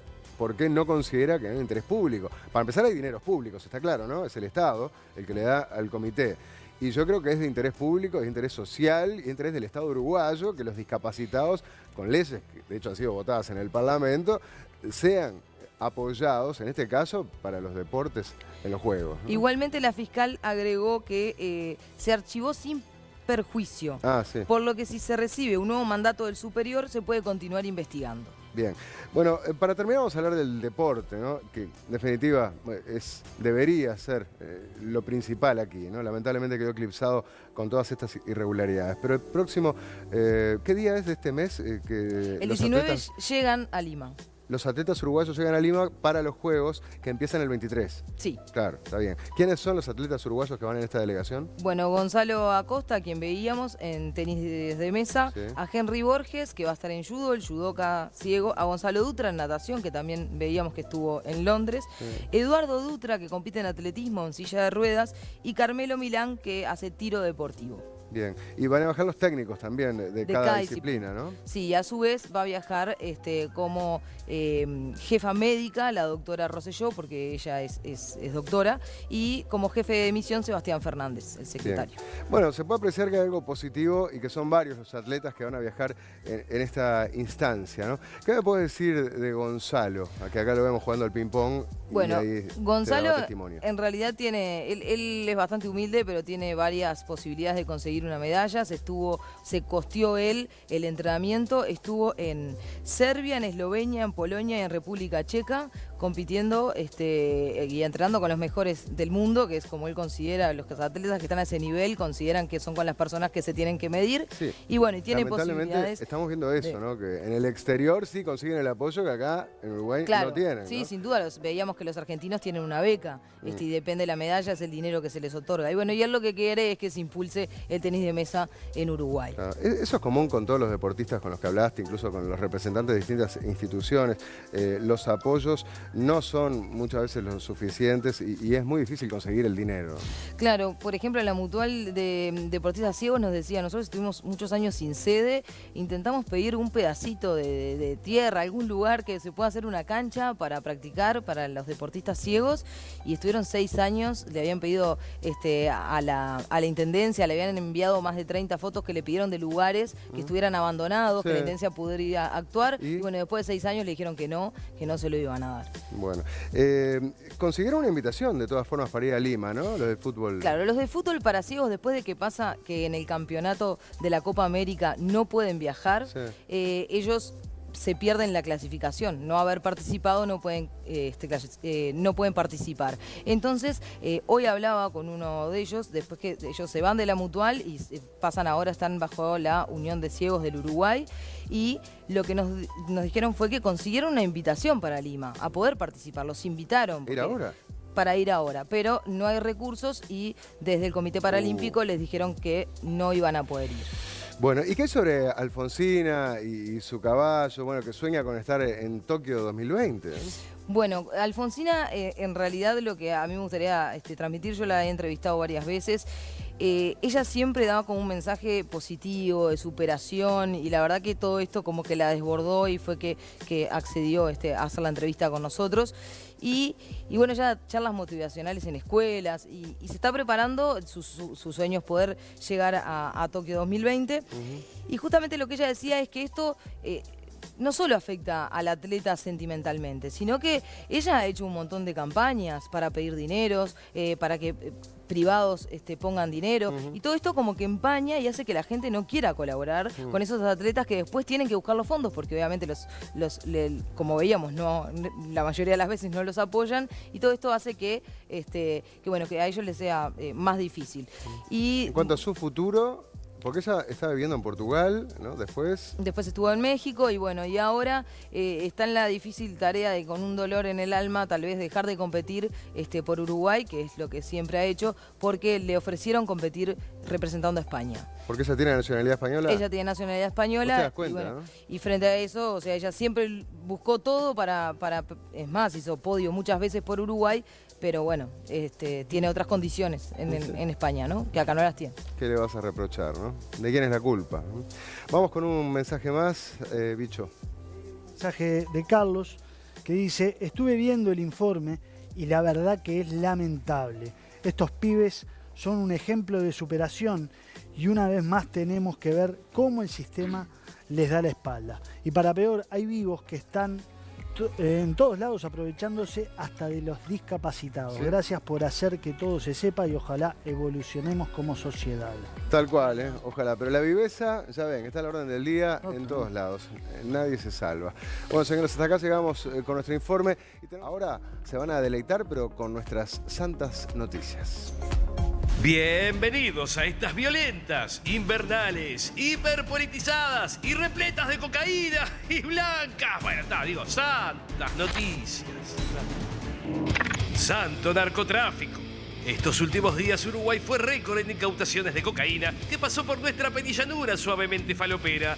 Hace 2 semanas supimos que en Francia habían caído 600 y pico de kilos que viajaron por avión desde Carrasco, aunque no se sabe cómo pudieron pasar por el escáner, por los controles y por los ojos y por las narices de muchos funcionarios. No puedo confirmar ni que pasó por el escáner ni que no pasó por el escáner. Eso sí, enseguida el inefable director de aduanas, Enrique Cannon, abrió el paraguas. Voy a colaborar con la investigación judicial. Pero, para desgracia de Cannon, el viernes pasado en el puerto de Hamburgo, los alemanes se encontraron con otro envío de 4.500 kilitos de merca en un contenedor que salió de nuestro puerto. Claro que enseguida las autoridades orientales pusieron en duda la responsabilidad nacional. No es responsabilidad de la Armada lo que implique la carga que vaya en los contenedores. Aunque hay cosas raras. La aplicación del código PBIP. Sí, está lleno de cosas raras. Podemos saber qué operador lo operó, cuál era el despachante, si entró por una puerta del puerto, si vino en otro barco. Pero, según fuente de la investigación, la droga sí habría salido del puerto de Montevideo. Y por algo Cannon terminó renunciando, criticado por la oposición y por muchos de sus propios compañeros. Hay que seguir investigando a fondo. Esto no puede quedar así. La imagen del país es lo que está en juego. Pero esto no es todo en lo que a droga se refiere. Por suerte algo agarramos. La operación Varsovia llegó hasta Parque del Plata. Y ahí, en pleno balneario, en una barbacoa de una casa alquilada 2 meses antes, se encontró otra partida pesada de cocaína, cerca de 1 tonelada. Y como siempre, algún vecino alerta vio cosas raras y le pegó el grito a la policía. Pero algo muy particular nos comentaba uno de los vecinos que nos cruzamos, que le pasó el jueves en la noche, que justamente pasaba por el frente de esta vivienda, vio los vehículos de alta gama, muy costosos, les llamó la atención que había una persona afuera con un paquete en una situación que le pareció sumamente extraña y detuvo la marcha por un momento. Y en ese momento lo amenazaron a que siguiera o lo amenazaron de muerte, que si no seguía, que no tenía nada para mirar, que si no seguía, lo iban a matar. Lo iban a matar. Pero tanta cocaína no le hace sombra al perpetuo rosario delictivo de cada semana. Y lamentablemente tuvimos de todo: homicidios, rapiñas, balaceras, una pesadilla permanente con dudosos arrestos ciudadanos incluidos. Santa carrera electoral. Y parados en sus pedales para juntar votito a votito, los candidatos no pierden tiempo a menos de 3 meses de las elecciones. Entre los colorados festejaron que la convención aprobó la fórmula y oficialmente Talvi y Robert Silva serán el 1-2. Pero ahora festejan que las encuestas los ponen soplándole jopo al Cuquito, que de todas formas parece que tiene palenque donde rascarse o donde recostarse. Bueno, algo así, no sé. Cuando uno está bien enclavado, tiene un palenque donde recostarse, algo que lo equilibra, no tiene miedo. Y hablando de colorados, todos los que hacemos Santas Noticias, a Pedro le agradecemos el doble blooper de la semana. Gracias, Pedro. Así da gusto trabajar, Dale. Nunca he defendido una democracia. Nunca he defendido una dictadura en mi vida. ¿Qué dijo? Siempre he condenado una democracia, una dictadura.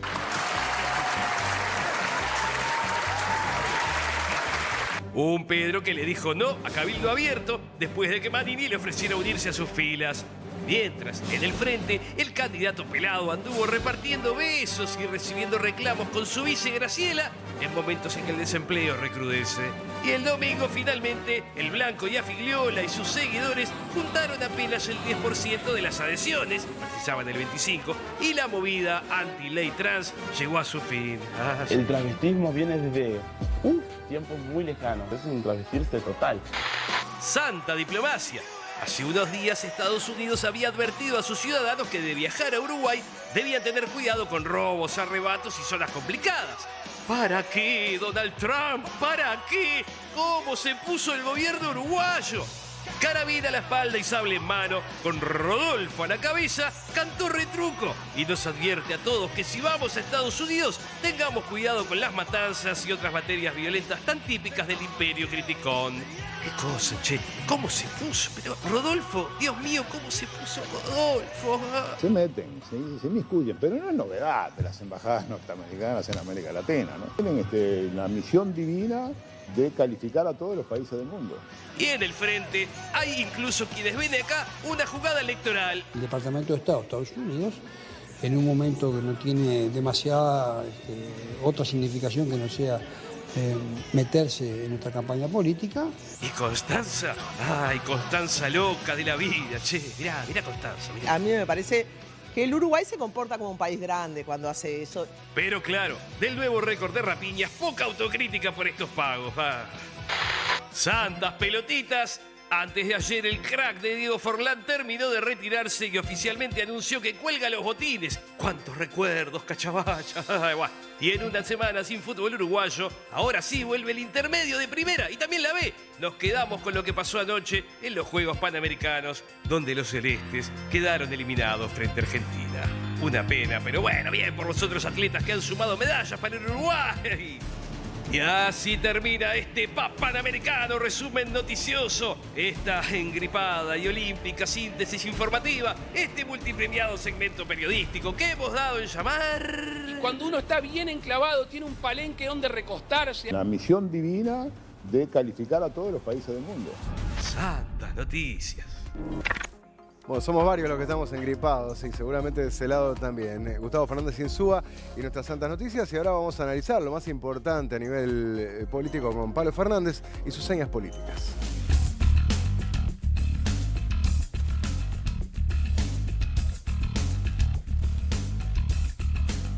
Tenemos una escenografía adaptada a esta realidad.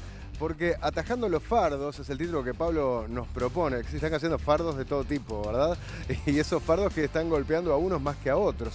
Por ejemplo, a nivel de encuestas, ayer Opción daba una en Telenoche, donde, contrariamente a lo que alguno puede leer, al frente creció, sí, creció, pero no vamos a entrar en el detalle, pero si sumás la oposición, te da 55% versus 27%, y ponele que el PERI, y 29, 55 la oposición, contra 29 de los que podrían llegar a votar al candidato del Frente Amplio en un balotaje. Sí. Son malas noticias para la izquierda, ¿no? Sí, buenas noches, Nacho. Buenas noches a la audiencia. Y sí, son malas noticias para el oficialismo, porque además no es menor que es la primera encuesta después de las internas. Es la primera medición después que tenemos a todos los candidatos de cada partido. Y lo que vemos que, sí, el Frente crece dentro del margen de error, pero la oposición se empieza a fortalecer, y además no solo en las encuestas, porque uno dice, ¿qué es lo que puede decir Daniel Martínez cuando se le pregunta a la gente? Bueno, las encuestas se equivocaron, sí, en la campaña pasada se equivocaron feo, el Frente terminó ganando con mayoría parlamentaria, pero lo que vamos a ver es que más allá de las encuestas, el escenario del oficialismo está siendo complicado, por eso atajando fardos, porque están cayendo muchos fardos muy pesados como estos que armamos acá y que le están complicando al oficialismo. Y los primeros, vamos a ver de dónde caen, porque caen de varios lados. Algunos caen desde la sede del Frente Amplio en la interna y algunos vienen de afuera que eran un poco inesperados. Por eso los primeros fardos que tenemos, escuchamos la música de Narcos, justamente Claro. vienen del frente externo, o sea... estuvimos en un par de días que levantabas una baldosa y encontraban kilos de cocaína. Desde Alemania, ese frente externo, esos cargamentos impresionantes de droga, donde en las últimas horas se confirmó que no es que en Santos, haciendo a escala, se metió en el contenedor, sino que desde Montevideo, adentro del contenedor, estaba ese cargamento de 4.500 kilos de cocaína. Y por eso uno de los primeros fardos que tenemos ahí es el fardo de los narcos, de la cocaína, que generó esa discusión dentro del oficialismo contra la oposición por seguridad. Y acá un dato no menor que me decían, bueno, ¿por qué no están agarrando cargamentos como se agarraban antes? Y uno de los datos que pude averiguar, hablando con gente del gobierno, es que no está funcionando el guardián.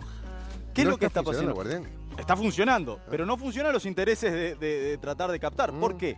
Porque esta tecnología se compró hace bastante tiempo cuando las conversaciones digitales vía WhatsApp, Telegram o otras aplicaciones no están contempladas. Ahora entonces, lo trampean con WhatsApp. Claro, ¿qué es lo que está pasando? No están pudiendo llegar y de hecho las noticias vinieron de afuera, ¿no? La información para agarrar los 1.000 kilos de cocaína en Parque del Plata el fin de semana vino de afuera. Bueno, de afuera vino también otro fardo que tiene que ver con Estados Unidos y esa decisión de cambiar el nivel de Uruguay por la inseguridad, ¿no? Sí, una decisión que al frente lo tomó por sorpresa, que lo enojó mucho y que en el gobierno y en Cancillería enojó mucho, que tuvo una reacción, tú lo decías el otro día, el niño casi te pego y vos me pegás a mí, es como... vos me pones una... Sí, vos me pones... Como dijo el canciller, bueno, esta decisión molestó, cayó en plena campaña, eso es incuestionable, cayó en plena campaña, cuando, bueno, se puede decir, sí, el escenario de aumento de rapiñas y eso ya venía, los récords venían del año pasado, entonces... Sí, pero vos viste también, viste que también en el mismo tiempo Estados Unidos le cambió la categoría de seguridad a una cantidad de países. Está bien. O sea, somos el ombligo del mundo para pensar que Donald Trump dice, mirá que está en campaña y vamos a tratar de perjudicar al Frente Amplio. Lo que sí también está claro es que desde la Embajada de Estados Unidos, cuando una alerta que teóricamente es para los intereses de los ciudadanos estadounidenses, se preocupó de que se conociera en Uruguay. Eso es un dato objetivo que ese día se... Con esto no estoy queriendo decir que dándole la razón al oficialismo, pero entra en ese juego de... Tuvimos otra noticia esta semana que la calificadora Moody's, una buena noticia para el oficialismo, ratificó el grado inversor, eso que desde la oposición se ponía en duda, que también cayó en campaña. Entonces uno puede pensar, bueno, las buenas son en campaña y las malas no. Bueno, salimos del frente externo y pasamos al frente interno, donde también caen otros fardos. Y bueno, algunos fardos que, como vemos allí, tienen el nombre de Venezuela. Y, acá, y bueno, hemos hablado la semana pasada con el tema de Venezuela. Acá lo que está pasando es que esto enredó al Frente Amplio y lo sigue enredando, porque el candidato Daniel Martínez ahora no solo habla de Venezuela, si es dictadura o no, que dice que Lula es un preso político. Sí. Perdón, con respecto a Venezuela, fue el capítulo parlamentario de hace 2 días, donde embretado el Frente Amplio, después de que sus principales figuras reconocieron que era una dictadura, lo de Nicolás Maduro, no se animó a votar esa... El Partido Nacional dijo, bueno, si es dictadura vamos a repudiarla. Y no lo repudiaron en el Parlamento. Exactamente.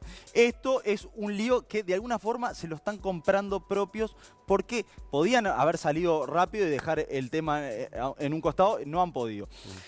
¿Qué es lo que le está pasando en el frente interno? Que no solo esos temas, sino también vemos a Astori en esa avioneta que le caen sobre el candidato Daniel Martínez, que da la pelea por ese cuarto gobierno. ¿Qué fardos caen? Que caen el tema de las rapiñas, hecho por el cual Estados Unidos eleva esa advertencia. Que según las cifras oficiales baten un nuevo récord las rapiñas en Uruguay. El 6%, aquel de la educación, que ya recordemos que quedó en el olvido. Todas esas promesas de campaña empiezan a no confirmarse con el fin del gobierno. Venezuela, rapiña, también el desempleo, como vemos ahí, que llegó a 9,8, una cifra que empieza a acercarse al 10%. Recordemos que cuando se acerca al 10%, tanto inflación como desempleo, el PIT-CNT habitualmente toma medidas, ¿no? En este caso, el PIT-CNT, que tiene ha dicho, no es, tiene cierta subjetividad sobre el escenario político porque está más a favor del Frente Amplio que de la oposición, no ha tomado medidas en ese escenario. Y además el Frente está teniendo otro problema. ¿Cuál es el problema?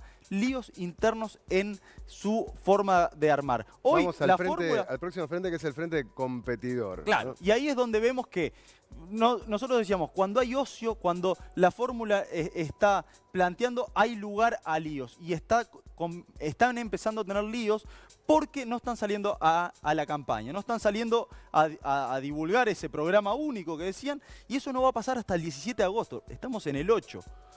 Hoy empezó la fórmula colorada, lo vemos a Talvi tirando bombas. Hoy empezó la fórmula colorada a recorrer el país. La semana que viene empieza Luis Lacalle Pou, la fórmula blanca a recorrer el país. Te traigo una noticia que estuvimos trabajando hasta última hora en el diario El País. El candidato blanco presentó la renuncia a su banca en el Senado. Se efectiviza el lunes cuando inicie la campaña con Beatriz Argimón por el norte del país. Mirá. ¿Cuál es la diferencia? Y bueno, están en Montevideo, hoy recorrieron algunos barrios, pero no tienen ese contacto con la prensa como para tratar de enfrentar a la oposición, y otros ya están en campaña. ¿Puede ser que hay problemas en la interna del Frente Amplio? Y cuando están quietos, generan esos problemas. ¿Por qué? Porque lo que me dicen, esto es difícil, a veces dicen, ¿y por qué se están peleando? ¿Por qué hay diferencias en el comando, ¿no? En ese equipo que analiza la estrategia y dice, bueno, pelea de egos. Uno opina que hay que hacer otra cosa, otro opina que no. Hay diferencias con su encargado de comunicación, Claudio Invernici, el flaco, que fue el encargado de comunicación de Vázquez. Se cambió el jefe de campaña, era el ex dirigente de AEBU, Lalo Fernández, ahora es Jorge Chileno Rodríguez, también de la Intendencia. O sea, todo eso habla de que hay preocupación. Y hay preocupación, y no es menor, porque esta campaña, recordemos, es algo que no hemos hablado, es más corta que la pasada. Como en la pasada teníamos el Mundial, las internas se adelantaron. Y a esta altura ya teníamos varias recorridas del interior. Todavía no se arrancó y no se va a arrancar hasta el 17. Claro, y que faltan, ¿cuánto? 80 días para las elecciones, para la primera vuelta, menos de 3 meses. Y un dato que están terminando de hacer las alianzas dentro del Frente Amplio por las listas, pero se están quedando sin capacidad de hacer alianzas con partidos externos. Hace semanas conocimos la decisión de Martínez de ir a buscar a Fernando Amado, pero quedó en eso. En los últimos días, Daniel Martínez le acercó una carta a los partidos de la oposición para ver si se podía tender puentes, y las respuestas que encontró fueron muy bajas. No hay una gran conexión de decir, bueno, vamos a trabajar en conjunto. Acá lo que está claro es que se está dividiendo cada vez con más fuerza oposición y oficialismo, más allá que dentro de la oposición puede haber un cierto nerviosismo de quienes hasta ahora venían como favoritos, sí, la que son los blancos, cayó, Talvi creció. Como una mayor efervescencia del lado colorado con intenciones de meterse en ese balotaje que se visualiza en noviembre. Es que en realidad, si uno mira las cosas, ahora las dudas están sobre qué puede pasar en la oposición, quién va a llegar al balotaje, y no tanto sobre cómo le va a ir al Frente Amplio, que se confirma ese nivel bastante chato, mucho más bajo que el de hace 5 años. ¿No? Te digo una muy cortita antes de terminar. Yo hablando con algunos dirigentes del Frente Amplio en mucha confianza, les decía, está bien, esto que me contabas, que tienen un plan para trabajar, digo, decime la verdad, ¿vos cómo la ves? ¿Vos ves que van a ganar? Hoy el escenario está complicado, ¿vos ves que van a ganar? Yo confío que van a ganar. Bueno, repasemos. ¿Qué es lo que van a hacer? Porque no, vamos a arrancar en una semana, en 2 semanas. Digo, esto me lo venís diciendo desde el 1 de enero. Sí, tenés razón. La última posibilidad, si no arrancamos el 17, se nos va a complicar de verdad. A ver si eso fue lo que me dijo un susto dirigente. Despierta al mamado, ¿no? Vamos a ver. Gracias, Pablo. Hasta nos vemos la semana que viene. Vamos a la última tanda y terminamos con este santo y seña porque todo se sabe.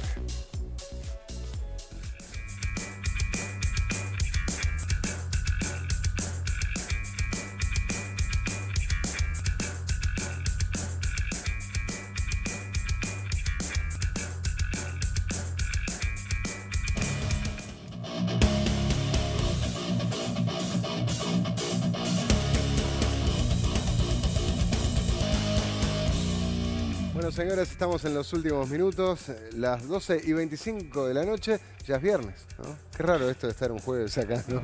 Pero volvemos al miércoles. Se tiró largo el programa. Volvemos a los miércoles, sí, miércoles a las 22:30. ¿Tienen saludos para mandar, bicho? Un saludo para Gerardo de San José, un abrazo para él. Bien, Fer. Yo a mi prima Ivana, que se recibió de contadora, felicitaciones, y a mi hermana, que se me va de intercambio esta semana y la voy a extrañar mucho. Todas buenas estudiantes de la familia. Sí. Todas, casi todas. Menos la que eligió comunicación, todas. Ayer que un saludo a Hugo Machín, que creo que se fue, pero estaba acá, un amigo amigo, colega, periodista, que aparte vino a presentar, te va a gustar, la breve historia de la mujer para jóvenes. Lo recomiendo. Y bueno, y un gran periodista además, ¿no? Recordados tiempos, en la revista 3, en la década del 90, estaremos viejos, por favor. ¿En qué año naciste vos? 94. Tenía un año cuando yo empecé a trabajar en la revista. Bueno, señores, nos vamos. Será hasta el miércoles que viene con más Santo y Seña, porque todo se sabe. Que pasen bien, chau.